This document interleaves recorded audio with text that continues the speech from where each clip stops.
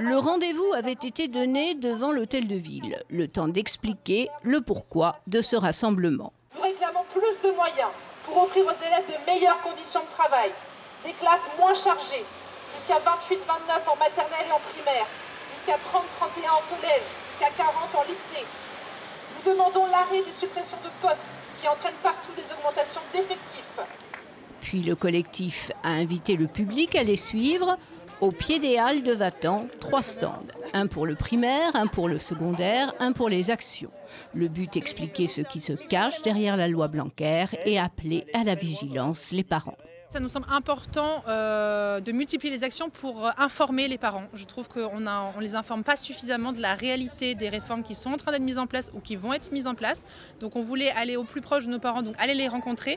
Faire ça un dimanche, ça permet aux gens qui travaillent la semaine tout simplement de pouvoir se mobiliser. Il y a environ un tiers des heures qui étaient faites en groupe qui seront faites ensuite en heures en classe entière. Donc là encore, l'intérêt des élèves d'avoir 2 à 3 heures par semaine qui ne sont plus en groupe et qui sont en classe entière est assez limité. Donc là, on ne voit pas très bien l'argument de M. Blanquer, dire c'est dans l'intérêt des élèves cette réforme. On voit que c'est surtout un intérêt budgétaire. Les enseignants décortiquent les nouvelles règles qui régissent désormais l'enseignement en France, devant un public attentif et curieux, comme ce couple venu d'une autre commune prendre des renseignements.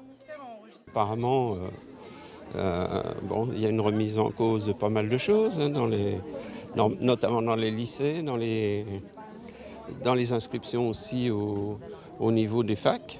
Hein, donc, voilà.